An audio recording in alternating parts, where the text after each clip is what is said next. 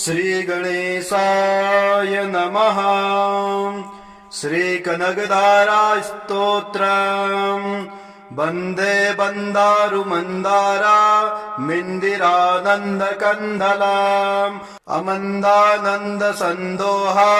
बन्धुरम् सिन्धुराननाम् अङ्गम् हरेर्पुलकभूषणमाश्रयन्ते भृङ्गाङ्गनेव मुकुलाभरणम् त्वमालाम् अङ्गीकृताखिल विभूतिरपाङ्गलीला माङ्गल्यदास्तु मम मङ्गलदेवतायाः मुग्धा मुहुर्विदधति वदने मुरारेः प्रेमत्रपा प्रणिहिता निगता गतानि मालादृशोर्मधुकरी वमहोत्पलेया सा मे श्रियं दिशतु सागरसम्भवायाः विश्वामरेन्द्रपदवे भ्रमदान्ददक्ष आनन्दहेतुरधिकं मुरविद्विषोऽपि ईशन्निषेधतु मयि क्षणमीक्षणार्ध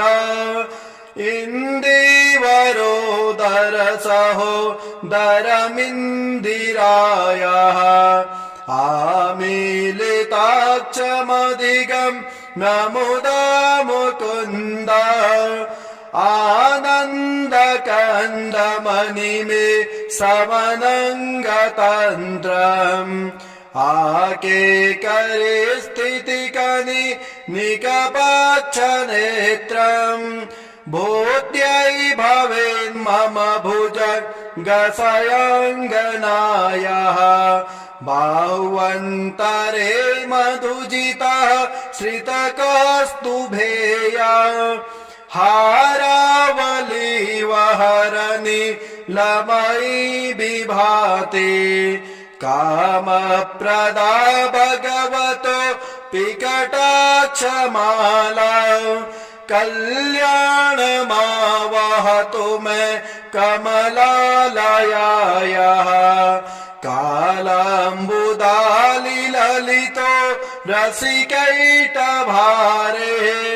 धाराधरे स्फुरति या तडदङ्गनेव मातुः समस्त जगतं महनीयमूर्तिः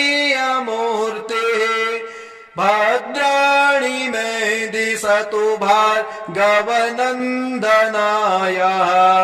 प्राप्तं पदं प्रमथतः खलु यत्प्रभावात् माङ्गल्यभाजि मधुमाखिनि मन्मथेन मय्यापते तदिह मन्थरमीक्षणार्धम् मण्डालसं चमकरा लयकन्यकायाः दद्यादयानुपवन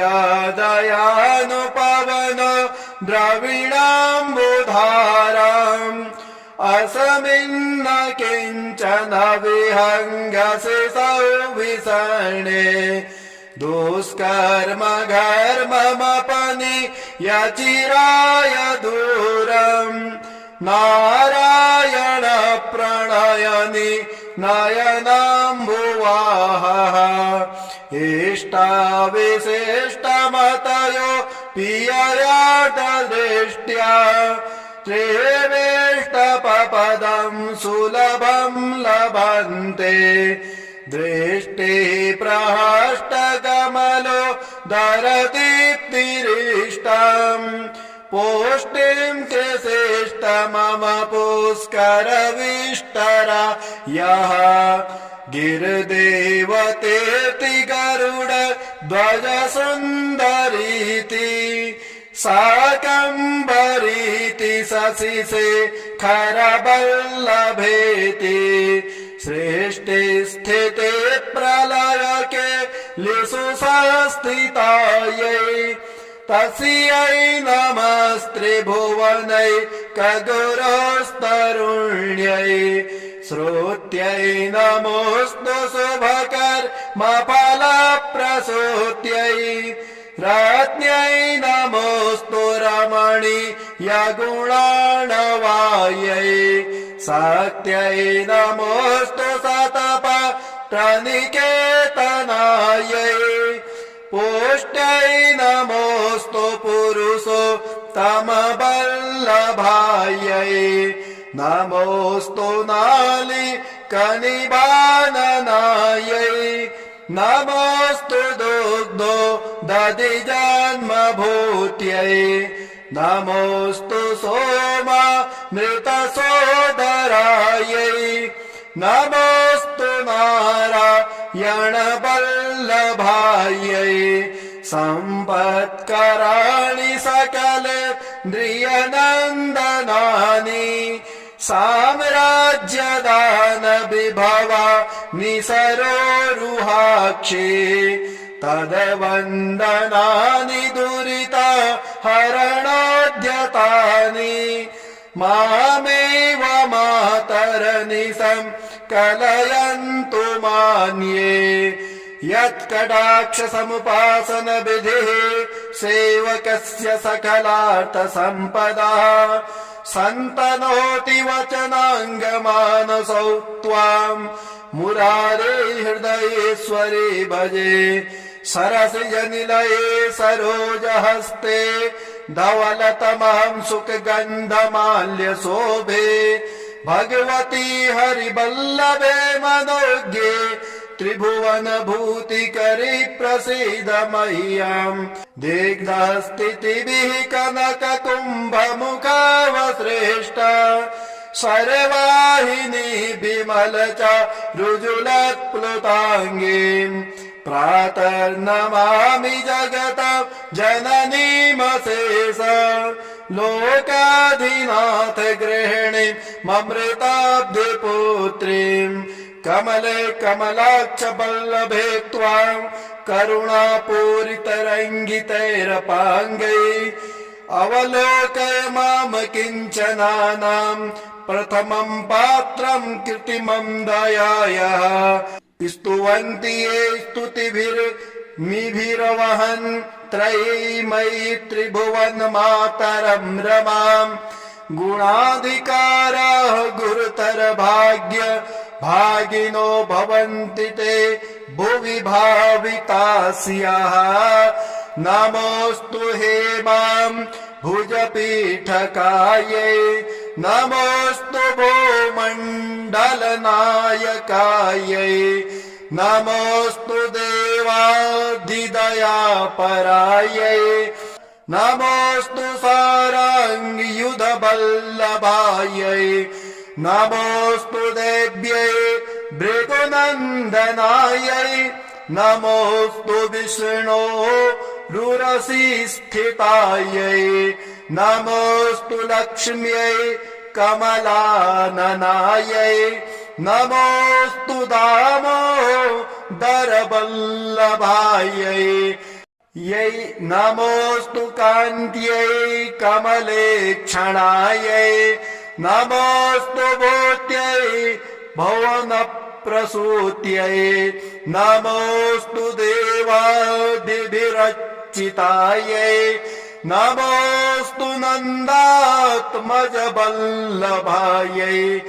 देवे प्रसीद जगदीश्वरि लोकमातः कल्याणगात्रि कमले क्षणजीवनाते दारिद्र्यभीति हृदयं शरणागतं माम् आलोकयन् प्रतिदिनं सदयैरपाङ्गै सदयैरपाङ्गै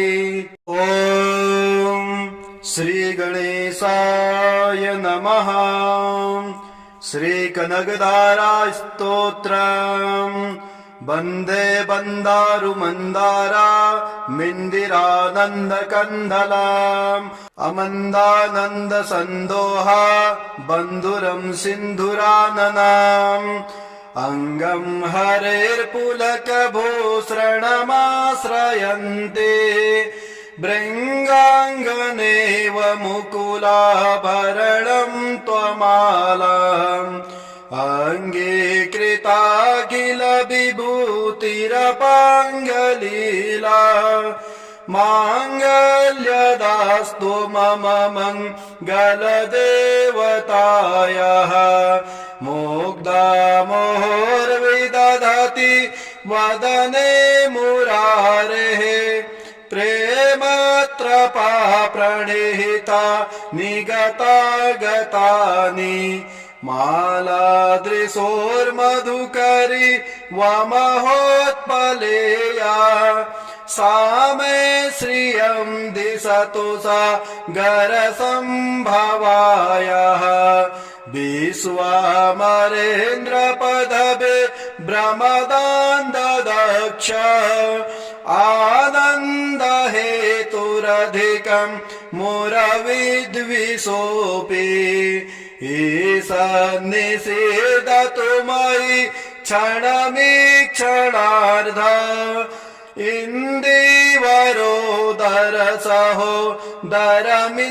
इन्दिवरोदरसहोदरमिन्दिरायाः आमीलिताक्षमधिगं नमुदा मुकुन्द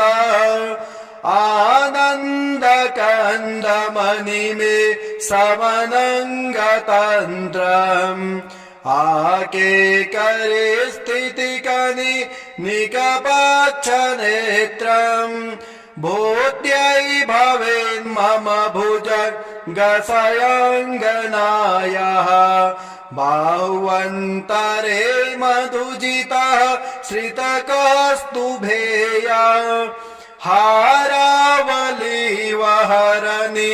लमयी विभाति कामप्रदा भगवतो पिकटाक्षमाला कल्याणमावहतु मे कमलालयायाः कालाम्बुदालिललितो रसिकैटभारे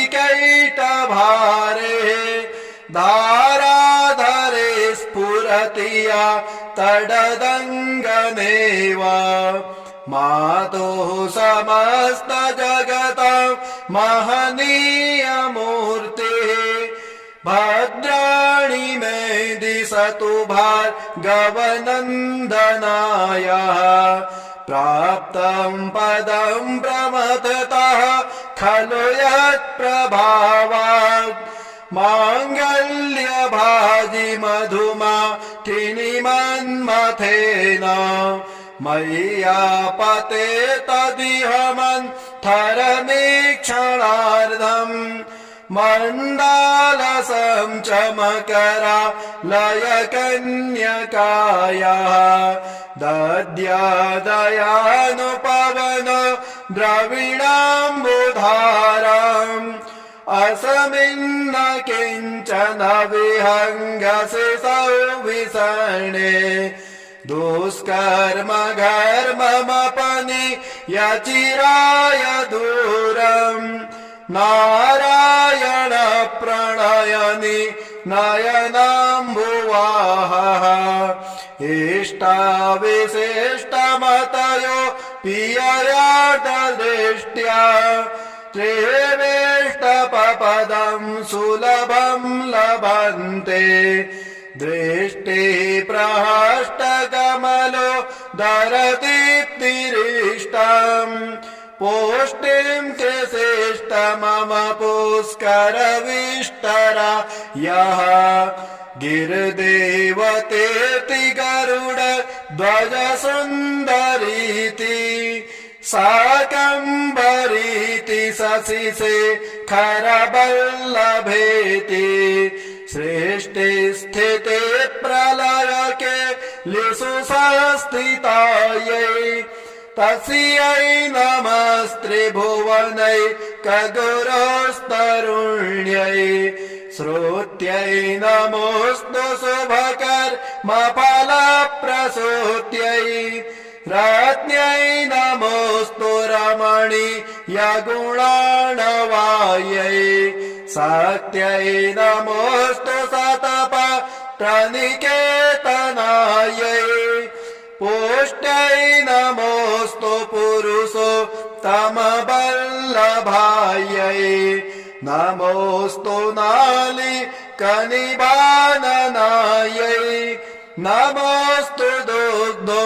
दधिजन्मभूत्यै नमोऽस्तु सोमामृतसोदरायै नमोऽस्तु नारायणवल्लभायै सम्पत्कराणि सकलेन्द्रियनन्दनानि साम्राज्यदानविभवा निसरोरुहाक्षे तद्वन्दनानि दुरिता हरणाद्यतानि मामेव मातरनिशं कलयन्तु मान्ये यत्कटाक्षसमुपासन विधिः सेवकस्य सकलार्थसम्पदा सन्तनोति वचनाङ्गमानसौ त्वां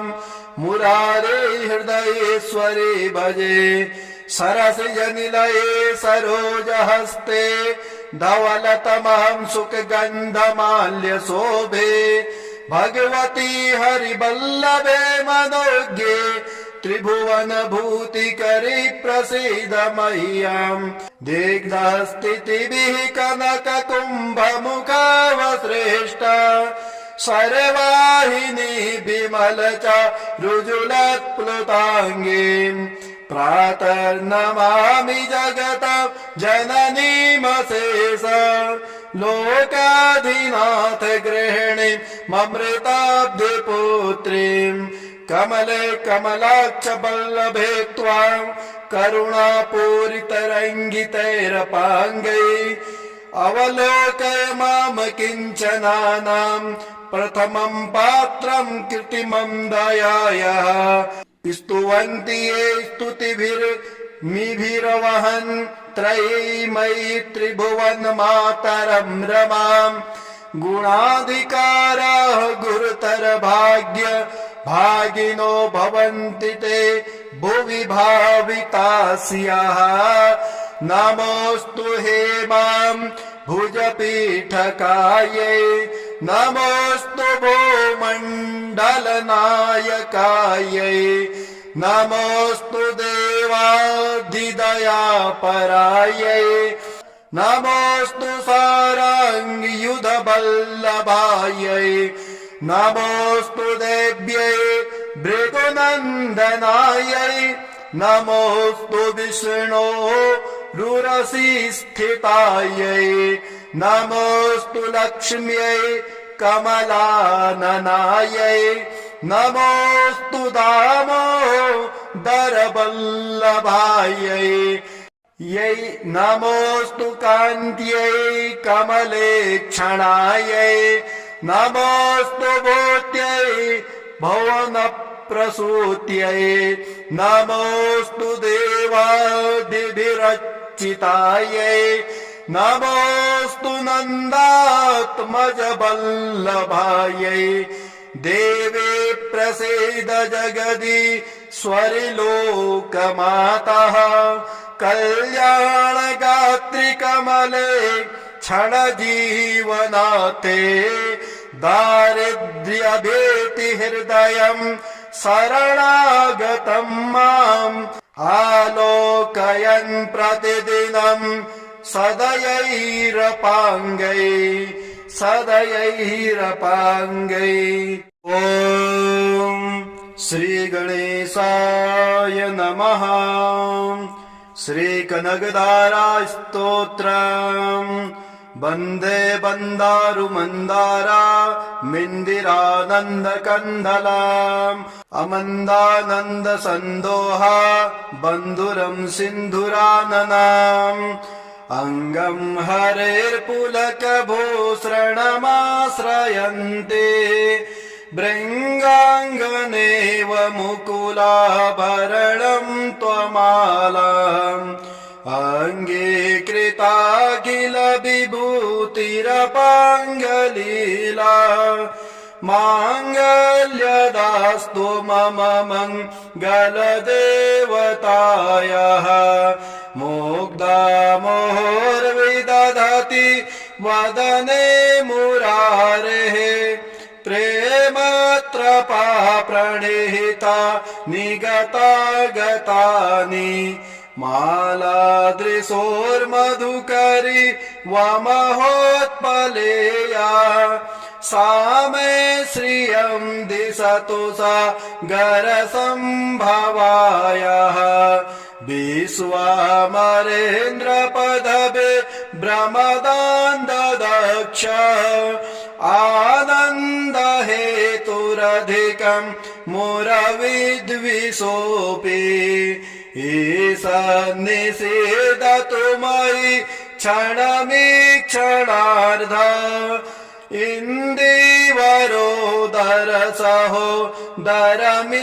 इन्दिवरोदरसहोदरमिन्दिरायाः आमीलिताक्षमधिगं नमुदा मुकुन्द आनन्दकन्दमणिमे समनङ्गतन्त्रम् आकेकरे स्थितिकनि निकपक्षनेत्रम् भूत्यै भवेन्मम भुजगशयङ्गनायाः बाह्वन्तरे मधुजितः श्रितकौस्तुभेया हारावलीवहरनि लमयि विभाति कामप्रदा भगवतो विकटाक्षमाला कल्याणमावहतु मे कमलालयायाः कालाम्बुदालिललितो रसिकैटभारे धाराधरे स्फुरति या तडदङ्गमेव मातुः समस्तजगतं महनीयमूर्तिः भद्राणि मे दिशतु भार्गवनन्दनायाः प्राप्तं पदं प्रमथतः खलु यत्प्रभावात् माङ्गल्यभाजि मधुमातिनि मन्मथेन मय्यापते तदिह मन्थरमीक्षणार्धम् मण्डालसं च मकरालयकन्यकायाः दद्यादयानुपवनो द्रविणाम्बुधाराम् असमिन्न किञ्चन विहङ्गसि सौविसर्णे दुष्कर्म घर्ममपनि यचिराय दूरम् नारायण प्रणयनि नयनाम्बुवाहः इष्टाविशिष्टमतयो पिययाटदृष्ट्या त्रिवेष्टपदं सुलभं लभन्ते दृष्टिः प्रहष्टकमलो दरदीप्तिरिष्टम् पुष्टिं कृषिष्ट मम पुष्करविष्टरा यः गिरिदेवतेति गरुड ध्वज सुन्दरीति शाकम्भरीति शशिशेखरवल्लभेति सृष्टिस्थिते प्रलयके लिषु संस्थितायै तस्यै नमस्त्रिभुवनैकगुरोस्तरुण्यै श्रुत्यै नमोऽस्तु शुभकर्मफलप्रसूत्यै राज्ञै नमोऽस्तु रमणीयगुणार्णवायै शक्त्यै नमोऽस्तु सतपत्रनिकेतनायै पुष्ट्यै नमोऽस्तु पुरुषोत्तमवल्लभायै नमोऽस्तु नालिकनिबाननायै नमोऽस्तु दुग्धो दधिजन्मभूत्यै नमोऽस्तु सोमामृतसोदरायै नमोऽस्तु नारायणवल्लभायै सम्पत्कराणि सकलेन्द्रियनन्दनानि साम्राज्यदानविभवानि सरोरुहाक्षे तद्वन्दनानि दुरितहरणोद्यतानि मामेव मातरनिशं कलयन्तु मान्ये यत्कटाक्षसमुपासनविधिः सेवकस्य सकलार्थसम्पदा सन्तनोति वचनाङ्गमानसौ त्वाम् मुरारे हृदयेश्वरे भजे सरसिजनिलये सरोजहस्ते धवलतमं सुखगन्धमाल्यशोभे भगवती हरिवल्लभे मनोज्ञे त्रिभुवनभूतिकरी प्रसीद मह्यम् दिग्धस्थितिभिः कनककुम्भमुखावसृष्ट सर्वाहिनी विमलचारुजुलत्प्लुताङ्गीम् प्रातर्नमामि जगतं जननीमशेष लोकाधिनाथ गृहिणीं ममृताब्धिपुत्रीम् कमले कमलाक्ष वल्लभे त्वां करुणापूरितरङ्गितैरपाङ्गै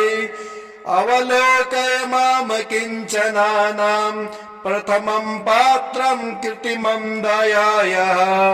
स्तुवन्ति ये स्तुतिभिर्मिभिरवहन् त्रयीमयी त्रिभुवन मातरं रमाम् गुणाधिकाराः गुरुतर भाग्य भागिनो भवन्ति ते भुवि भावितास्याः नमोऽस्तु हेमां भुजपीठकायै नमोऽस्तु भूमण्डलनायकायै नमोऽस्तु देवाधिदयापरायै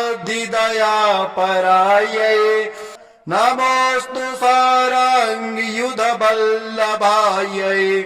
नमोऽस्तु देव्यै भृगुनन्दनायै नमोऽस्तु विष्णो रुरसी स्थितायै नमोऽस्तु लक्ष्म्यै कमलाननायै नमोऽस्तु दामोदरवल्लभायै यै नमोऽस्तु कान्त्यै कमलेक्षणायै नमोऽस्तु भूत्यै भुवनप्रसूत्यै नमोऽस्तु देवादिभिरर्चितायै नमोऽस्तु नन्दात्मजवल्लभायै देवे प्रसीद जगदीश्वरि लोकमातः कल्याणगात्रि कमले क्षणजीवनाते दारिद्र्यभीति हृदयम् शरणागतं माम् आलोकयन् प्रतिदिनं सदयैरपाङ्गै सदयैरपाङ्गै ॐ श्रीगणेशाय नमः श्रीकनकधारास्तोत्रम् वन्दे बन्दारुमन्दारा मिन्दिरानन्दकन्दलाम् अमन्दानन्दसन्दोहा बन्धुरं सिन्धुराननाम् अङ्गम् हरेर्पुलकभूषणमाश्रयन्ते भृङ्गाङ्गनेव मुकुलाभरणम् त्वमालाम् अङ्गीकृताखिल विभूतिरपाङ्गलीला माङ्गल्यदास्तु मम मङ्गलदेवतायाः मुग्धा मोहर्विदधति वदने मुरारेः प्रेमत्र तपा प्रणिहिता निगता गतानि मालादृशोर्मधुकरी वमहोत्पलेया सा मे श्रियं दिशतु सागरसम्भवायाः विश्वामरेन्द्रपदवे ब्रह्मदान्ददक्ष आनन्दहेतुरधिकं मुरविद्विषोऽपि ईशन्निषेधतु मयि क्षणमीक्षणार्ध इन्दिवरोदरसहोदरमिन्दिरायाः आमीलिताक्षमधिगं नमुदा मुकुन्द आनन्दकन्दमणिमे समनङ्गतन्त्रम् आकेकरे स्थितिकनि निकपक्षनेत्रम् भूत्यै भवेन्मम भुजगशयङ्गनायाः बाह्वन्तरे मधुजितः श्रितकौस्तुभेया हारावलीवहरनि लमयि विभाति कामप्रदा भगवतो विकटाक्षमाला कल्याणमावहतु मे कमलालयायाः कालाम्बुदालिललितो रसिकैटभारे धाराधरे स्फुरति या तडदङ्गनेव मातुः समस्तजगतां महनीयमूर्तिः भद्राणि मे दिशतु भार्गवनन्दनायाः प्राप्तं पदं प्रमथतः खलु यत्प्रभावात् माङ्गल्यभाजि मधुमाखिनि मन्मथेन मय्यापते तदिह मन्थरमीक्षणार्धम् मण्डालसं चमकरालयकन्यकायाः दद्यादयानुपवन द्रविणाम्बुधाराम् असमिन्न किञ्चन विहङ्गसि सौविसर्णे दुष्कर्म घर्ममपनि यचिराय दूरम् नारायण प्रणयनि नयनाम्बुवाहः इष्टाविशिष्टमतयो पिययाटदृष्ट्या त्रिवेष्टपदं सुलभं लभन्ते दृष्टिः प्रहष्टकमलो दरदीप्तिरिष्टम् पोष्टिं कृशिष्ट मम पुष्करविष्टरा यः गिरिदेवतेति गरुड ध्वज सुन्दरीति शाकम्भरीति शशिशेखरवल्लभेति सृष्टिस्थिते प्रलयके लिषु संस्थितायै तस्यै नमस्त्रिभुवनैकगुरोस्तरुण्यै श्रुत्यै नमोऽस्तु शुभकर्मफलप्रसूत्यै राज्ञै नमोऽस्तु रमणीयगुणार्णवायै शक्त्यै नमोऽस्तु शतपत्रनिकेतनायै पुष्ट्यै नमोऽस्तु पुरुषोत्तमवल्लभायै नमोऽस्तु नालिकनिबाननायै नमोऽस्तु दुग्धो दधिजन्मभूत्यै नमोऽस्तु सोमामृतसोदरायै नमोऽस्तु नारायणवल्लभायै सम्पत्कराणि सकलेन्द्रियनन्दनानि साम्राज्यदान विभवा निसरोरुहाक्षे तद्वन्दनानि दुरिता हरणोद्यतानि मामेव मातरनिशं कलयन्तु मान्ये यत्कटाक्षसमुपासन विधिः सेवकस्य सकलार्थसम्पदा सन्तनोति वचनाङ्गमानसौ त्वाम् मुरारे हृदयेश्वरे भजे सरसिजनिलये सरोजहस्ते धवलतमां सुखगन्धमाल्यशोभे भगवती हरिवल्लभे मनोज्ञे त्रिभुवनभूतिकरी प्रसीद मह्यम् दिग्धस्थितिभिः कनककुम्भमुखावश्रेष्ठ सर्वाहिनी विमलच रुजुलत्प्लुताङ्गीम् प्रातर्नमामि जगतः जननीमशेष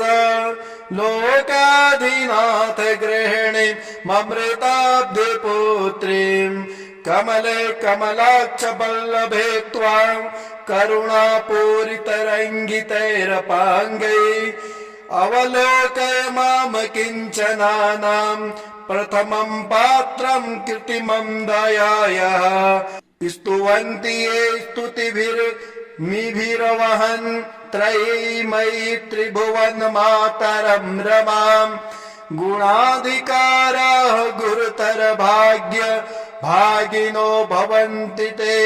भुवि भावितास्याः नमोऽस्तु हेमां भुजपीठकायै नमोऽस्तु भूमण्डलनायकायै नमोऽस्तु देवाधिदयापरायै नमोऽस्तु साराङ्गयुधवल्लभायै नमोऽस्तु देव्यै भृगुनन्दनायै नमोऽस्तु विष्णोरुरसि स्थितायै नमोऽस्तु लक्ष्म्यै कमलाननायै नमोऽस्तु दामोदरवल्लभायै यै नमोऽस्तु कान्त्यै कमलेक्षणायै नमोऽस्तु भूत्यै भुवनप्रसूत्यै नमोऽस्तु देवादिभिरर्चितायै नमोऽस्तु नन्दात्मजवल्लभायै देवे प्रसीद जगदीश्वरि लोकमातः कल्याणगात्रि कमले क्षणजीवनाते दारिद्र्यभीति हृदयं शरणागतं माम् आलोकयन् प्रतिदिनं सदयैरपाङ्गै